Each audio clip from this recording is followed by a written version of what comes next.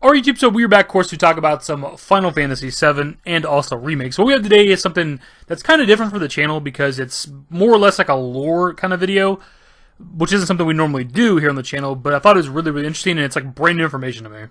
And of course it has to do with Lost Number, the secret boss within the Shinra Mansion where you have to get the code to open up the save, to fight him, but also get the Odin materia and the key to the basement to meet Vincent. Now I'm not sure about you guys, but for the better part of, what's it been, 25 years now, I thought this damn thing's name had to do with the fact that it was locked in a safe. It's called Lost Number. You have to track down some numbers, open up the safe to fight it. That was my thought going into this enemy, this boss. Turns out that's not even remotely true. Turns out his name has to do with the reunion theory, Hojo, Sephiroth, the cloaked figures around FF7 that have the tattooed numbers on them. It turns out Lost Number is a part of all of that. He is a failed Hojo experiment, a failed Sephiroth clone that somehow lost his number, whatever that exactly means, thus the name. Look, if this is something that you already know, I would not be surprised in the least. It is relatively public information. The thing is, for one, the original FF7 isn't like a lot of other games out there that has a lot of lore in the world to find. You don't find like books on shelves to read all that often, journals, notes, anything like that, right? You can talk to some characters, some NPCs in the world, they'll give you some stuff here and there. But for the most part, a lot of stuff is left not being told to you unless you read like an Ultimania, which is kind of where this comes from.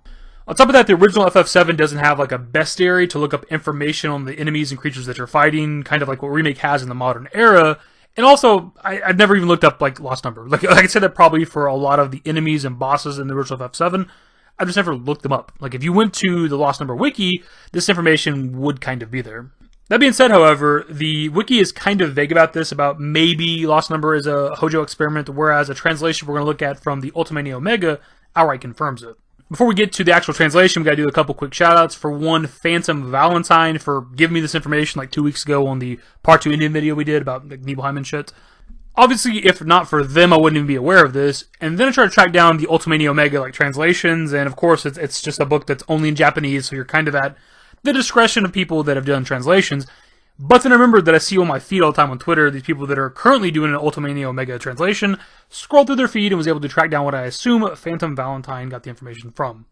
Then we have to shout out Round 2 Gaming, which is where I found this translation from, but they credit Turquoise Hammer and Shinra Archaeology Department for the actual translations, but it's in the top left corner of this picture. There's a little tiny segment for Lost Number. And it says, Lost Number attacks you when you open the safe where the basement key is hidden.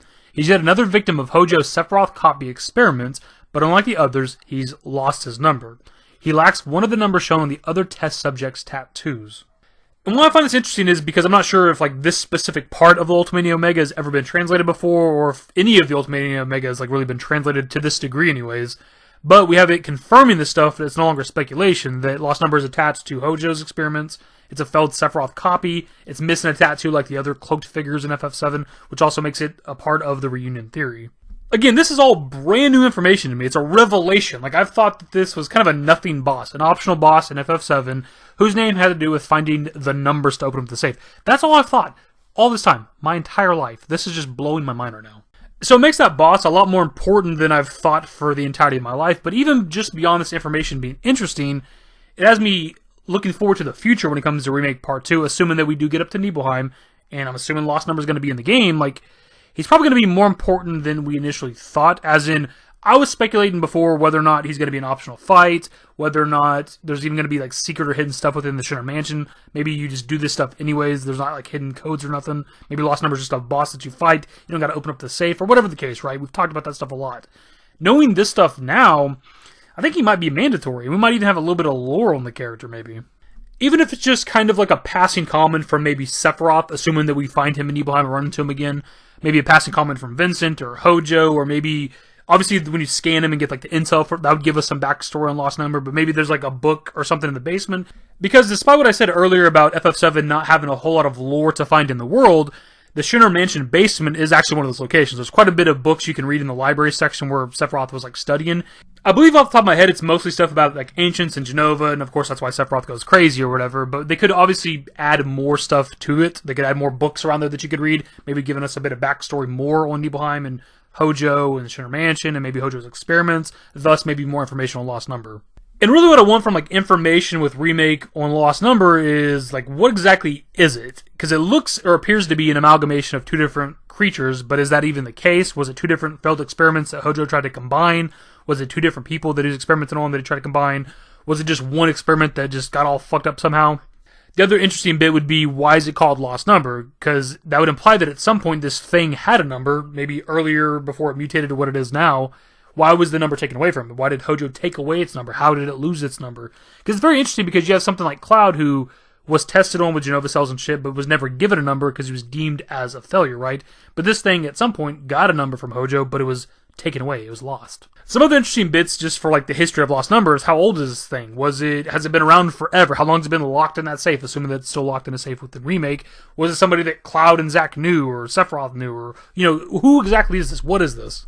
There's all kinds of interesting shit that Remake could give us. I don't know if we're going to get all the stuff that we're kind of talking about, speculating here, but some more information on Lost Number would be absolutely great. Now that I know this stuff about it, now that I know what it is, now that I know it's more important than I ever thought it was, I want more. Just give me more Lost Number, goddammit. I was already anticipating the location of Nibelheim when it comes to Part 2, assuming that we get there in the next game. But now I'm just even more so looking forward to it, and now when I get there, I'm going to explore everywhere, just in case there's some hidden lore on kind of anything, but mostly my boy Lost Number. My dudes, that is going to be pretty much the video, so I'm going to pass it off to you guys. The obvious question here, for one, is this something that you already knew? If it is, I'm not surprised. It's kind of public information, but goddamn, man, I've been playing this game forever. It's on me for not researching, like not looking stuff up all the time for all the different bosses and creatures and shit in the game, but having never looked into it, this is just brand new information to me. The other question here, of course, is what do you think this means for Lost Number in Remake? Well, do you think we're going to get some little bit of backstory? Because with Remake, like, you get a boss fight at the end of almost every chapter, right? They make it a part of the story, which I'm assuming that's going to be the case here. He may not be the final boss in Part 2. He may not be the only boss that we fight within the Sugar Mansion. Could be Vincent, could be something else. But I think he's going to be mandatory, which is fine. I just hope we get some more info on the character. My dudes, that's going to be the video. Hopefully you enjoyed it. If you did, give it a thumbs up. Subscribe to the channel if you guys are new. And we'll see if we did more Final Fantasy VII Remake content. Turn on notifications. Follow me on Twitter, @DavidYT. I'm a Discord. Links to my social networks are in the description. In the outro. Later, guys. Used to care what people thought, but now I care more, and nobody out here's got it figured out. So therefore, I've lost all hope of a happy ending, depending on whether or not it's worth it. So insecure, no one's perfect. We spend it with no shame. We blow that like Coltrane. We in here like Logain, or leave it like Cobain.